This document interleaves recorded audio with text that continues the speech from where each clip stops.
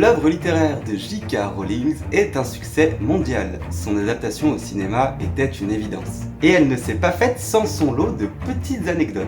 Au passage, pour que mon succès à moi soit mondial, tu peux déjà t'abonner à la chaîne et partager cette vidéo. Et avant de commencer, vous saviez que c'était l'anniversaire d'Eric Bana aujourd'hui ? Eric Bana, c'est un acteur australien né le 9 août 1968. Vous l'avez forcément vu au moins une fois à l'écran. Il a notamment incarné Hector dans le film 3, réalisé en 2004 par Wolfgang Petersen, où il joue aux côtés de Brad Pitt ou encore Orlando Bloom, le casting de fou. D'abord humoriste, il débarque ensuite à Hollywood dans un tout autre registre et enchaîne les succès. Joyeux anniversaire Eric Bana. Bon, lui, il était plutôt dans la légende du roi Arthur avec Merlin l'Enchanteur. Mais nous, là tout de suite, ce sont d'autres sorciers qui nous intéressent, et toujours en Angleterre d'ailleurs. C'est parti pour cette anecdote sur le tournage des films Harry Potter. Michel Ferlet, très connu pour avoir joué le rôle de Catelyn Stark dans Game of Thrones, apparaît dans la saga Harry Potter au moment où Hermione, Ron et Harry quittent leur ville natale pour combattre les méchants. Hermione lance un sortilège d'oubliette à sa pauvre maman qui va se retrouver exilée sur les terres du Nord à Westeros.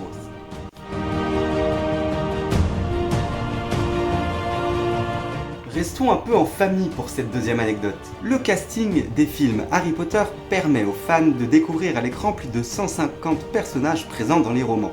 Ça fait beaucoup de casting à faire passer pour les équipes de tournage. Elles ont alors quelques astuces pour trouver quelques personnages moins récurrents qui vont passer à l'écran. Pour jouer le terrifiant Lord Voldemort dans sa jeunesse, par exemple, ils feront appel au neveu de son interprète. Ralph Fiennes jouera alors Lord Voldemort ressuscité et son neveu, le petit homme orphelin. Enfin, le petit homme, il est quand même tout aussi terrifiant que son oncle. Un trait de famille, j'imagine. Il fait chaud. Il fait chaud, il fait chaud, il fait chaud. Il fait chaud.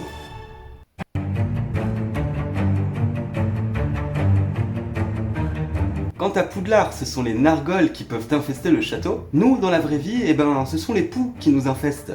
Ces derniers ont envahi le tournage de la Chambre des Secrets, si bien que pour empêcher la propagation, il a dû être temporairement suspendu. Voir des sorciers se gratter la tête toute la journée, c'est pas très potteresque. Je trouve qu'une attaque de petites créatures quasi invisibles, ça colle hyper bien à l'univers d'Harry Potter. Et d'ailleurs, Harry va garder ses poux un long moment apparemment.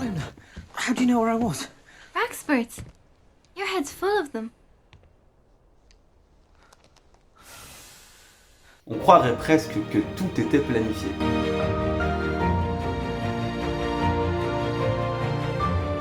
Dans la saga, c'est Ron qui va casser sa baguette et louper par la même occasion quelques-uns de ses sortilèges. Mais sur le plateau, c'est Daniel Radcliffe qui a été élu plus gros casseur de baguettes de Poudlard. Le sorcier va décimer plus de 80 baguettes au total. Et au prix où elles se vendent en boutique, franchement, ça mérite bien une bonne retenue sur salaire. L'acteur très peu soigneux va même s'en prendre à ses paires de lunettes. Le bougre en cassera plus d'une centaine. Mais pas de panique pour ça, il y a Hermione, opticienne accomplie. Oculus Reparo. Pour de vrai, pauvre équipe technique.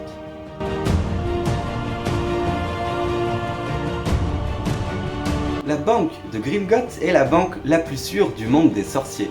Et la Warner aurait bien aimé avoir recours à leur service de sécurité.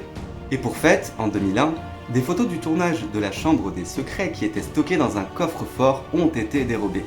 Les braqueurs comptaient bien en tirer un petit pactole, mais la Warner, dans un communiqué, demandera à la presse de ne pas les publier si jamais ces photos se retrouvaient sur le marché. Quelques années plus tard, Harry vengera ses producteurs et ira lui-même braquer le coffre de la pauvre Bellatrix. Si c'était un coup des mange-morts, justice a été rendue.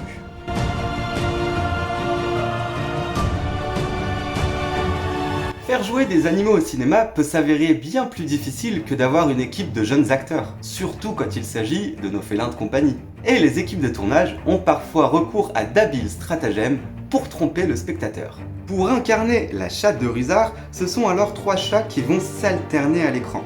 Tous ont des particularités et des caractères différents selon les besoins. S'il faut que la chatte reste en place, ou au contraire, s'il faut qu'elle suive Rusard.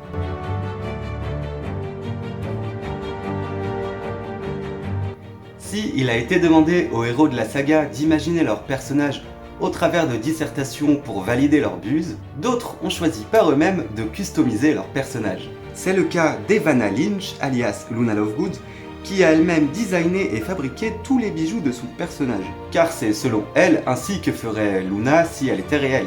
Je sais pas pour vous, mais je trouve que ça rajoute un petit charme à son personnage qui m'avait déjà conquis. C'est vraiment la meilleure Evanna Lynch.